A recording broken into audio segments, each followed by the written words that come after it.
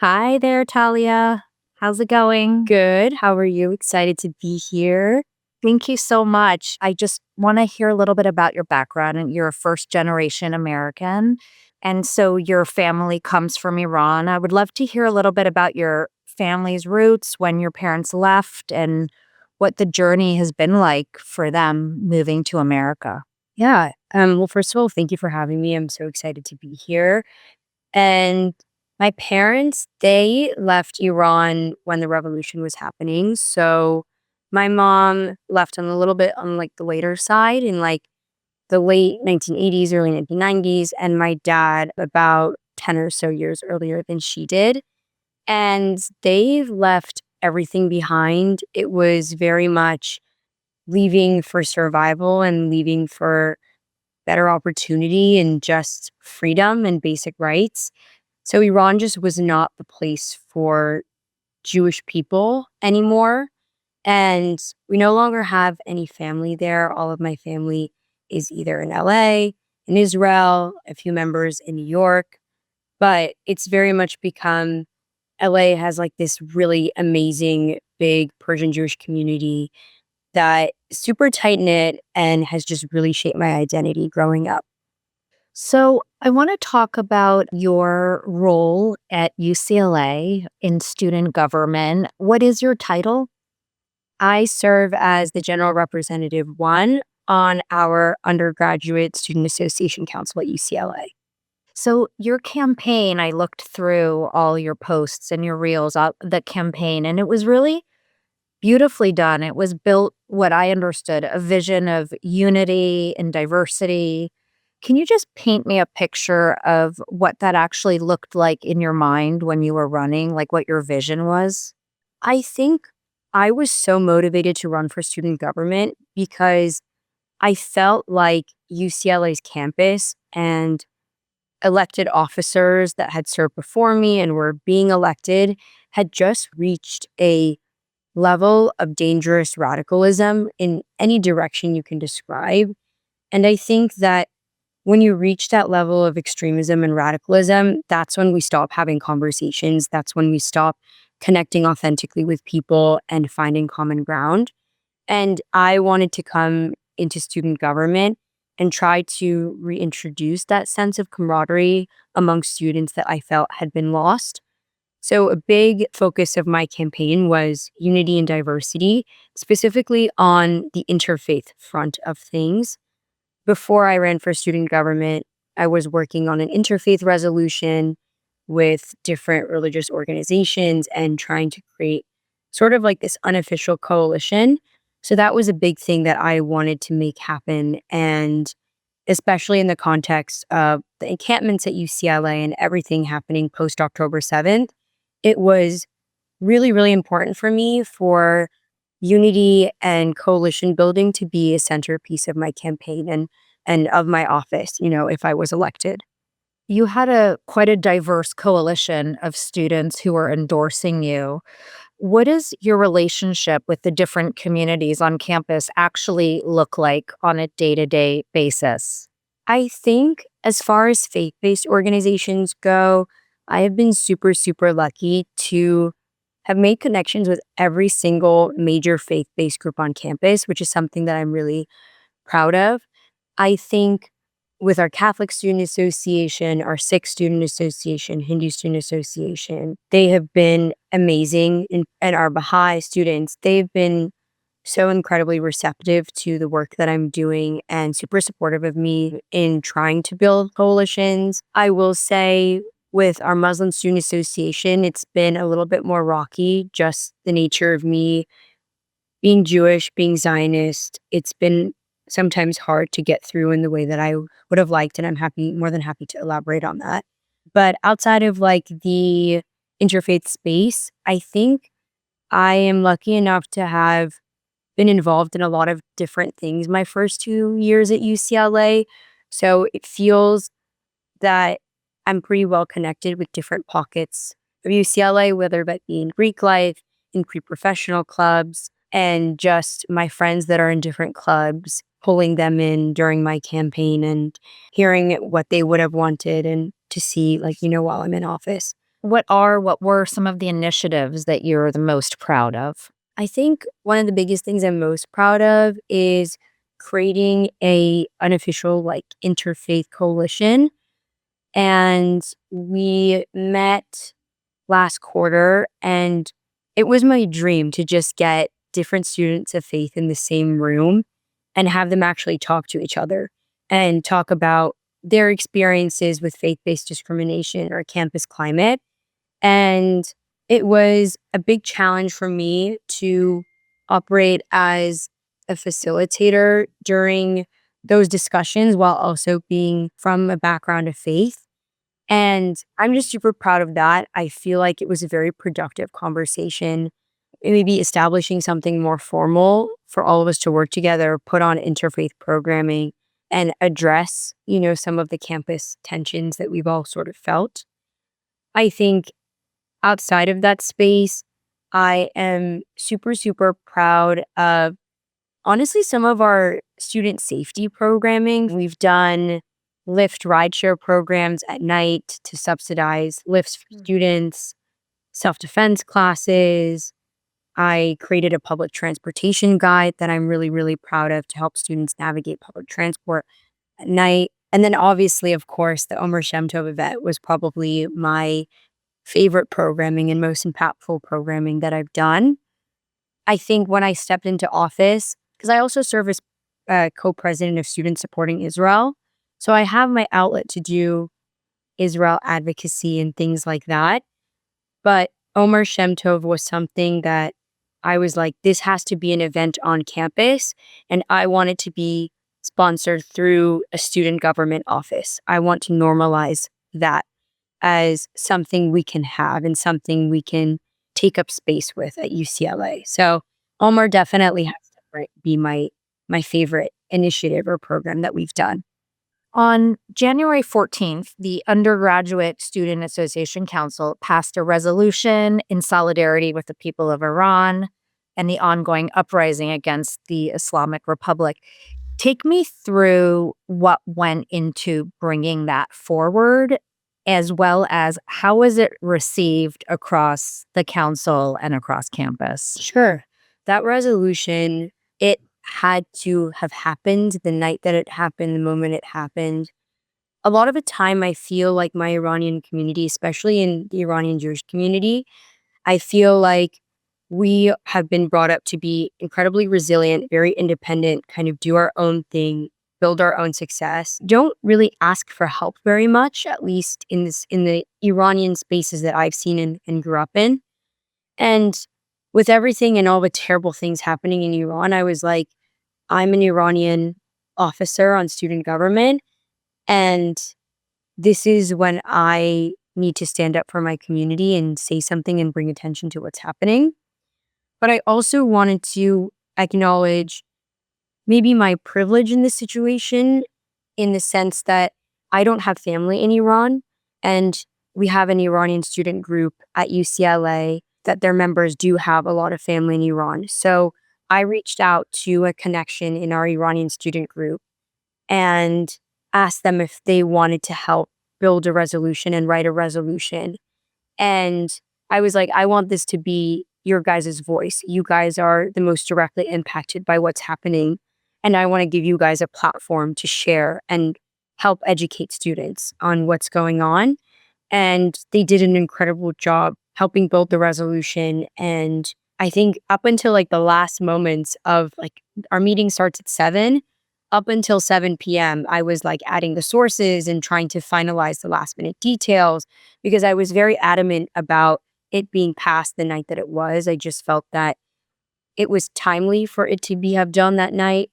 As far as in council, again, unfortunately, because of hesitations to work with me as a Zionist, as a Jew, it was a little bit difficult to get other council members to sponsor a resolution. I think other council members, they'll just kind of ask, hey, who wants to co-sponsor my resolution? And there's a bunch of people jumping to sign on because to present it at the meeting, you need 2 co-sponsors. And it was maybe an hour before the meeting and I still didn't have one co-sponsor.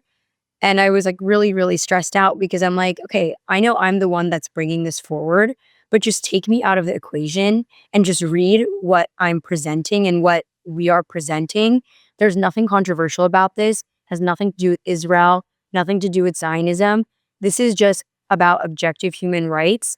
And I'm asking you to come forward and help me bring this forward at the meeting tonight. And thank God, 2 council members did step forward to help me co-sponsor this. And the resolution passed. We posted it on our official page in collaboration with the Iranian student group. And since then, I have, with my other club, also serve as president of Persian community at Hillel. We've done a fundraiser to help support the Iranian people. I have met with our mental health institute on campus to discuss how we can provide opportunities for Iranian students that are struggling. I have published mental health resources on our page. So it's very much been like passing the resolution and that statement of impact, but also the follow-up of making sure that we're not just putting words on a page and publishing it, but also taking proactive steps to support students in the ways that they might need. So when you brought forth this resolution, it was like a no-brainer for you. Yeah. I assume this was after the slaughter of the 30 to 40,000 freedom fighters on the streets of Tehran. And so do you think if a non-Zionist had brought it up for resolution, there would have been a different response? Thank God I was collaborating with Iranian student group, but I probably would have had the support of other officers in bringing it forward and making it happen. They probably would have been jumping at the opportunity to sign on this resolution with me. And I'm very grateful that 2 officers, they were kind enough and reasonable enough to recognize that signing on to something like this is so important and should be done. But I definitely think it would have been easier for me to move it forward, for sure. Are these other council members, are these the ones that you brought in to work with you, or these are separately These are elected? separately elected. Got it. Is there a lot of friction on this council? I think there definitely is. It hasn't been anything insane, to be honest. Yeah, I mean, it's pretty insane that you didn't have 2 co-sponsors. Yeah. I mean, they eventually stepped up, but it took a second. But even the fact that it took a second, I'm lost. Unfortunately, it has nothing to do with the content of the resolution and everything to do with the fact that I was the one trying to bring it forward. But you're not alone in that, Talia. I mean, it happened to be that it was like anti-Zionist, anti-Semitic, anti-West groups that were just not getting behind or even commenting on the slaughter of these Iranians. Yeah, it was weird. It was so weird to me. And I just think even when I was in high school, when Mahsa Amini was murdered in 2022 for not covering her hair properly, I just remember there being so much silence surrounding the rights of the Iranian people. And it's interesting how people are so selective with their advocacy for human rights.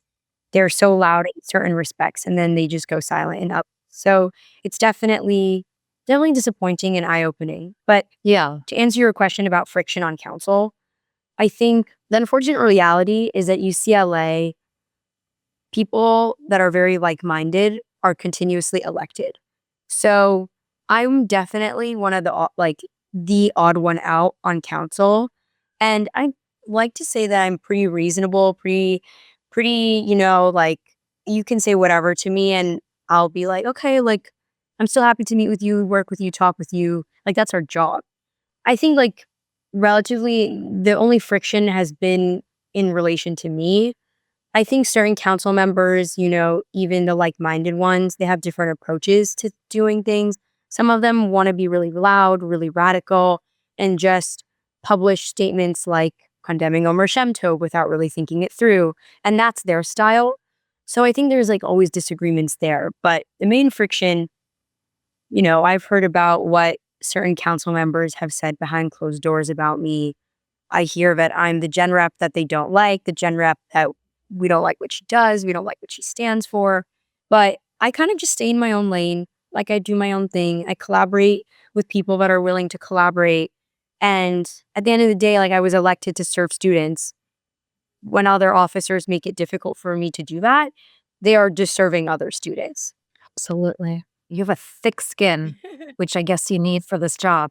So I want to talk about the April 14th event that you hosted for Omer Shemtov. So Omer, a former hostage under Hamas, he came to UCLA to share his story of captivity. Just tell me what the atmosphere was like leading up to the event. Yeah, it was a very big event to plan. And I will say, me and my co president, in collaboration with Hillel, we really built it from the ground up. So by the time the event came around, the Jewish community and those that were involved in planning it were super invested and very excited for Omer to come, because it was also the first time we were having such a big event, an Israeli speaker, let alone a hostage, come to campus. We usually have a lot of our events in Hillel, and we were very adamant about this one being on campus and doing a reception and making it really grand. And so there was a lot of excitement and a lot of passion surrounding Omer coming, at least on the Jewish front. Then the backlash kind of came when I decided to post it on my official Gen Rep 1 Instagram account. And that's when all of the very radical extremists started bashing the event. You're bringing a Trump supporter, a Turning Point USA speaker, conservative IDF soldier, genocide supporter. And that's when things just kind of spiraled and people were accusing me of all sorts of different things. But yeah, things just got kind of insane very quickly. But on the Jewish community front, we were very excited and very proud to be bringing Omer to campus to share his story. So the event went well in your mind? Yes, the event was absolutely beautiful. We had around 350 people in attendance. We had a beautiful reception that was sponsored by our Chabad. The Fowler was like a beautiful venue. And we also had before he came and spoke, we did our tabling during the day on campus. And there was like a mob of students just listening to Omer and his cousin Liat engage in dialogue with students that might think differently. And that's exactly what we wanted with this event, for there to be dialogue. So the tabling component was a huge success. And then during the event, Omer speaking, I was crying. I know so many people in the audience were crying and so touched by what he said. And it just made this hostage crisis just feel even more real than it already did feel. And I know that we had non-Jewish students, a couple of them also attend, faculty, parents, administrators. So it was everything that I dreamed for the event to be. So you were talking about the tabling the day of, and that you were inviting dialogue. What kind of dialogue were you inviting? At first, it was a lot of Jewish students coming and approaching and showing their love and support for Omer. But we had a couple of students on the more pro-Palestinian side of the conflict come and ask questions. And they engage with Omer about his experience. But there were conversations about, hospitals in Gaza being bombed and how the IDF conducts operations and things like that. And about the history of Israel and Jerusalem and Palestinians having the land, being on the land. So it was a lot of, I think the conversations that I saw were going into the facts and very rational, and people were presenting good points on both ends of the spectrum. But from what I saw, they were incredibly respectful, and we didn't have anyone come and agitate. I don't know that we had any Muslim or Palestinian students come to the table, which is something that I do wish happened. I mean, I don't know that they knew about it, or maybe they saw it and they didn't want to approach, whatever it was. But we definitely had some good dialogue, which I'm so proud of. It's interesting because I'm sure Omer, in Israel, he's like a decorated hero, right? Yeah. And then he comes here and he speaks in certain environments and it's the same thing. Was he prepared or prepped by you that it might not all be heroic salutations to him? Yeah, honestly, it wasn't even something that I had to let him know of. Him and his cousin, like, they've been going around to different campuses, and they had something happen in Colorado, and they have been dealing with this opposition, whether it be like verbal or even someone coming and snatching the flag. So I have so much respect for both of them, and especially Omer, because his mindset coming into environments like this is exceptional. He's like, I'm here to just educate and humanize what happened for people. And if they want to engage with us and be respectful, that's fine. And if they don't, then they don't. And that's not for me to grapple with to a point that it becomes exhausting. So all the credit really goes to him in terms of being prepared and having the right mindset to engage with students that might not align with him and supporting his. So, a letter was subsequently adopted by an anonymous group within the student council, characterizing the event as disrespectful to Palestinians, as well as insensitive to the Palestinian plight. How did you respond to that framing, that letter? How did you first hear about it? I was surprised, obviously, but I also was not surprised. I was like, oh, well, I mean, this is just typical, especially knowing who brought it forward. I was like, all right, this is just their typical behavior. I called another council member that wasn't at the meeting. When someone introduces an item on the agenda, their last name is marked as it's their agenda. So I knew who brought it up. And I didn't expect anything more from that council member, to be honest. But when I read the contents of the letter, I was just shocked. I was like, this is a level of just craziness and radicalism and a blaring double standard that I did not think was possible when bringing a hostage to campus. I thought there's no way bringing a hostage who literally was in the tunnels during the war would equate to silencing and harming Palestinian, Arab, and Muslim voices on campus. That just is irrational across the board, objectively, regardless of where you stand on this conflict. To say that sharing one side of an experience delegitimizes the other side, that is just a recipe for heightening polarization and furthering a divide between groups that are already so at odds with one another. Yeah. So they also mentioned they had grievances that there were police there, even though it's free to any event hosted with more than 350 people. So when I was formulating like a response to everything, obviously I have my emotions, but for me, I think things are most receptive when they're broken down very fairly and rationally. And that was the approach I wanted to take with like my statement in response. And I definitely, like, in the week leading up to when I spoke at the meeting, I spoke with our sole advisor, Mike Cohen, and I asked him, I'm like, tell me, I need to know what the procedure is for financing and bringing security. And he told me it's a standard assessment that's applied equally for every student organization bringing an event.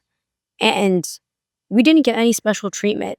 but the irony of the fact that you're claiming it would be special treatment to get protection, I mean, like, let's just take a step back. You might actually need special Yeah, protection. and that was another thing I said. It's like, it's one thing for this to have just been something fairly distributed, but also to say that Omer Shemtov, a hostage of 505 days in Gaza, who was kidnapped by terrorists and abused, and Jewish students that have seen so much anti-Semitism across the United States ask for maybe some protection, and to say that we didn't deserve that, you are delegitimizing the very real fear and harm that Jewish students and Omer have faced and been hearing about. You're invalidating the fact that we have a right to be scared and a right to feel uncomfortable. I remember that was not in the letter, but an officer called me out in the meeting, and I watched the recording and I was like, okay, she's asking for answers. I'm going to answer her. And I addressed her personally when I was talking.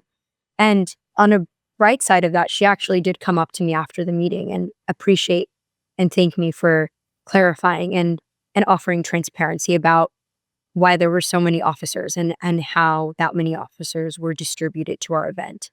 Talia, how do you stay so centered and calm? The fact that your reaction to their letter was, I mean, I assume it impacted you emotionally or psychologically, but your response was so rational in your letter that you wrote that was so unbelievably well written. Is that like where you just put your efforts and your energy into rather than sort of falling back in despair? Yeah, I think it just feels like a given to react in the way that I did. Obviously, I was upset and I was hurt, on a personal level. Like, these officers have worked with me for a year. I have never done really any crazy Israel programming, and even if I did, what's the problem? But all my initiatives have served students, and they know my character by now. And to have not even approached me about, questions about the event and how it came to be, and to just publish this when I wasn't there and when I wasn't there to speak on it, I was hurt, of course, and I was upset.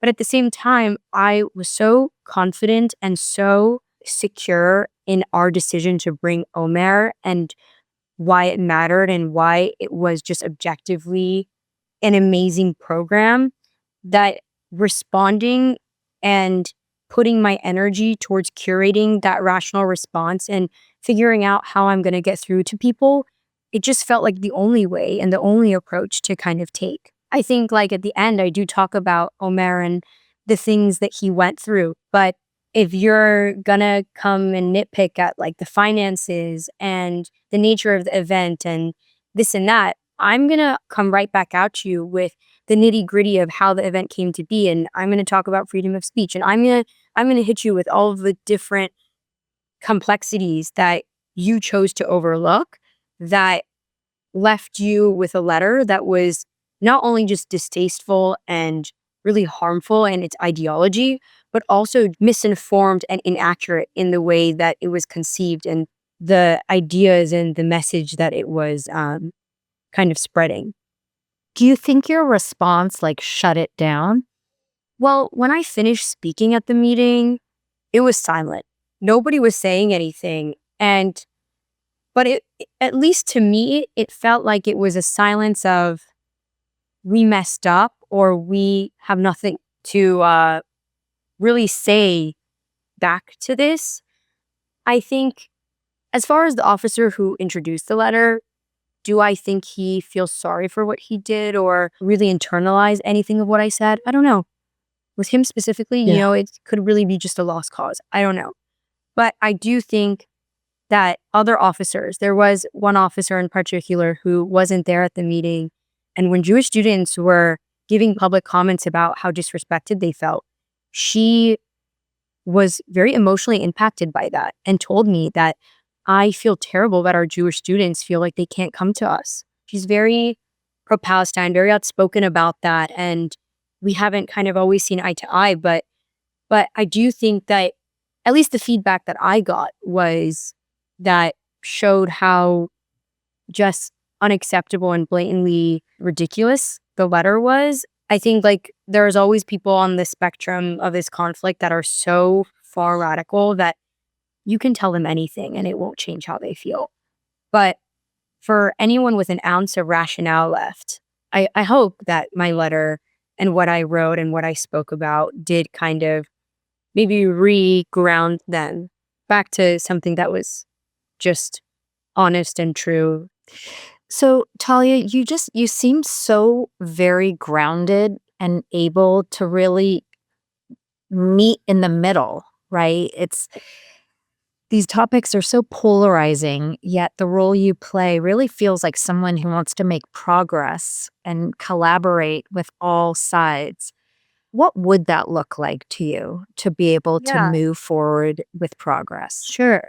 So one of my dreams, and I mean, unfortunately, I don't know that we'll see. I'm gonna try to push for it in this last week that I'm in office. But one of my dreams in office was to actually create a bylaw change that established a permanent interfaith coalition that would be, there would be a lead appointed by our student government every year, and they'd do events and meet monthly or weekly or however they decide. and something that establishes like it's a student-led initiative that pushes students of different backgrounds to come together and actually plan events. And I think there's initiatives like that that exist, but not necessarily in the realm of faith. And I think that that, in my eyes, is a point to start because so much of this conflict is grounded in faith and Jewish and Muslim kind of connections to the land.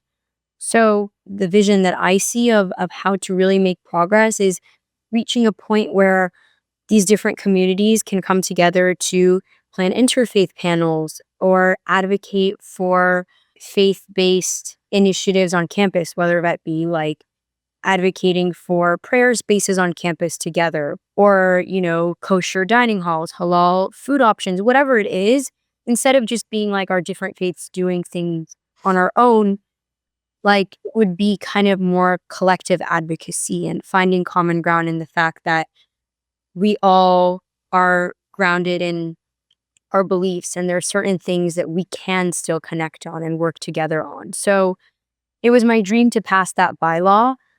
And I actually did try to reach out to the individual who passed and wrote the Omer Shemtov condemnation letter. And he actually told me, he's like, yeah, like, I'll help you with the bylaw. We'll get it written up in like a week. Like, I'll give you a preliminary draft. And because it was going to be something established under his office, not him specifically, but his title for years to come. And, he just never got back to me after follow up and follow up and follow up.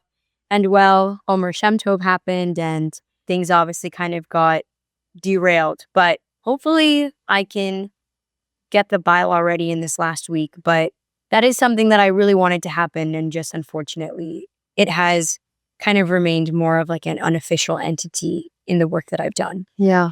So, Talia, what gives you hope? Two things.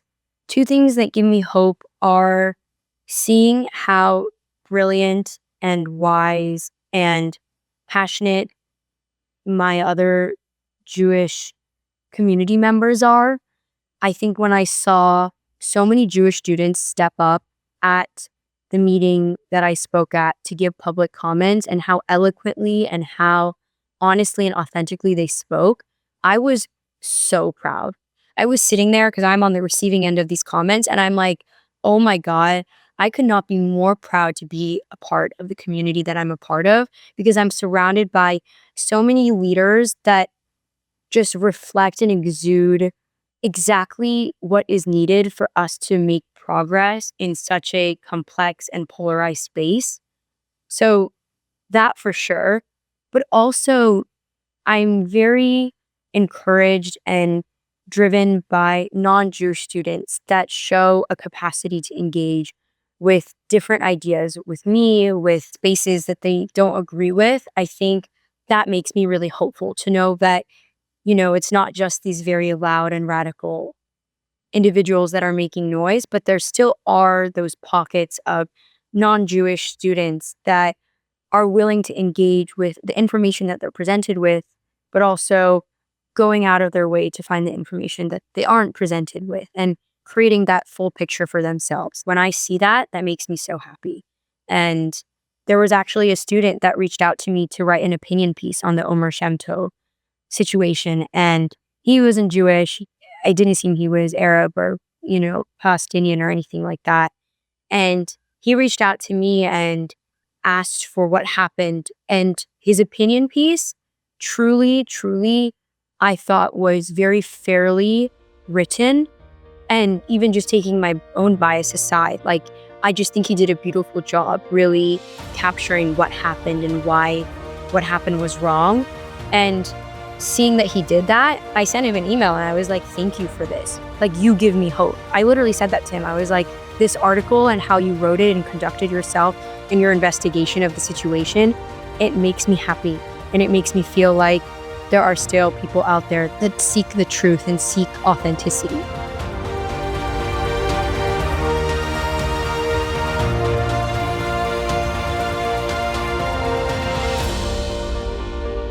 Thanks for listening. For more, you can visit Instagram at Grace for Impact Podcast. If you enjoyed the conversation, please follow the show, leave a rating and review. See you next time.